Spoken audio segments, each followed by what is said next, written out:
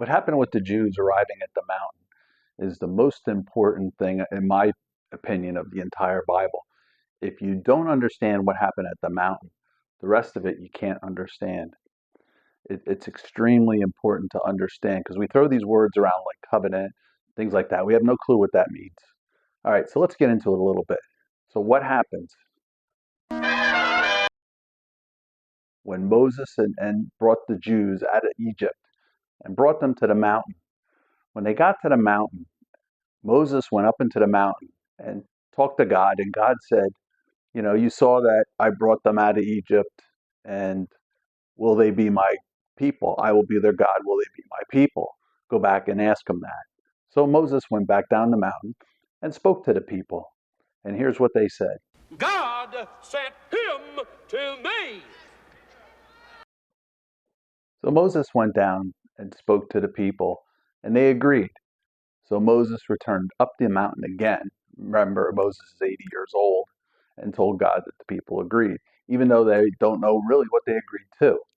So God said to Moses, go down, and in 3 days, number of God, 3, have the people ready, washed, sanctified, and ready to come when they hear the trumpet. So when the trumpet blasts on the third day, the people crept towards the mountain, waiting, and fire and smoke came down on the mountain. The mountain was shaking.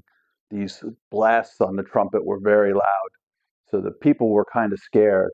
And God first shouted out his 10 commandments down to the people. And by the time they got to the 10th commandment, the people were frightened. This was unbelievable. They said to Moses, please stop. Stop them. Stop them. We can't listen to this anymore. So Moses went back to God and said, look, they can't. They're scared. They think they're going to die. So what are we going to do? So God said, okay, they spoke well, what they said. Here's what I want them to do. And then Moses received the laws. Here's all the laws which we see in Exodus of how he wants the people to follow. And Moses went down with these written laws. And this is where the covenant comes in. Moses read the laws to the people. They agreed. They took a basin of blood. And what they did is they sprinkled it on the laws. They sprinkled it on the altar to represent God. And then they sprinkled it onto the people. So now we have a blood covenant, which is very, very important. A blood covenant, if someone breaks a blood covenant, they owe their life. That's why it's in blood. So they agreed. So then, after the blood covenant, 70 elders and Moses and Joshua went up into the mountain, and they stayed on the plateau, the 70 elders and Joshua. And Moses went on up into the top of the mountain to speak with God face to face. And God gave him the 10 commandments on stone. And he also, what he did is he showed him visions of what the temple should look like, what the ark should look like. So all these things Moses knew ahead of time. And then when Moses came down to the plateau, God had told him, the people have already rebelled. So when God came down, that's when they get to the bottom of the mountain and they're dancing and singing, and they have this golden calf that Aaron made. And Moses smashes the tablets right then and there. So the tablets are gone. So now the covenant is officially broken. There is no more covenant. The people owe their life.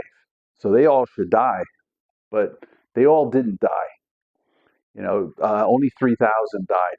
The Levites killed 3,000.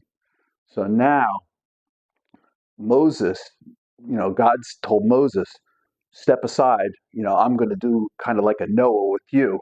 I'm going to kill them all, and I'm going to start with you and your family, and we're going to start this whole thing over again. And Moses said, no, find it, do something else. So God, he said, you brought your people out of Egypt to kill them. He goes, what are the Egyptians going to think? What are the people going to think? So then God relented. This is where things take an interesting twist. So God set up a sort of a different system for them because they owed their lives now, physical lives, to God because of the blood covenant. What God set up was a system of sacrifices for them. not to not to resolve their sins, but sort of pay the interest on their sins.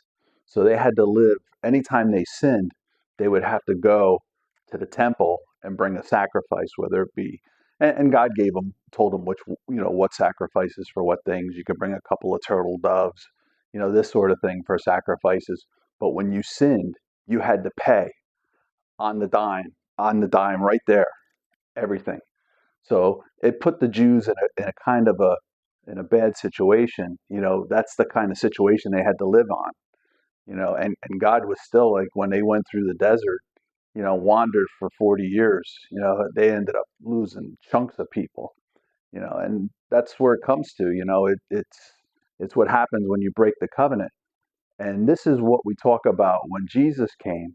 Jesus renewed the covenant, and he did away, when he renewed the covenant, he renewed it to a new system where we sacrifice our sacrifices. If you listen to Paul, we do sacrifice, but our sacrifice is prayers, and they're received as sacrifices. Um, that's the big important thing. And here's the other most important thing about the mountain, which I didn't mention earlier. The shouting down of the Ten Commandments, when they all went to the mountain, that was the first Pentecost. So the people were receiving God the same way that the 12 disciples, well, 11 plus 1, I'm still not sure of Matthias, the 12 received the Holy Ghost on Pentecost. It was the same thing. The first was in the mountain, the second was with Jesus. So it was kind of a replay. If you know my theories on my videos, things replay itself. Well, this is kind of the replay of what happened on the mountain, only in a different form, only they received the Holy Ghost. I hope this makes sense, that why what happened in the mountain is very important. As I always say, understanding the Old Testament is very crucial. That's why a lot of my videos focus on the Old Testament for now, because I got to lay down some groundwork before I can go into other stuff about Jesus. And it makes it more understanding of what Jesus did and how it's all based on what happened in the past. Thank you for watching.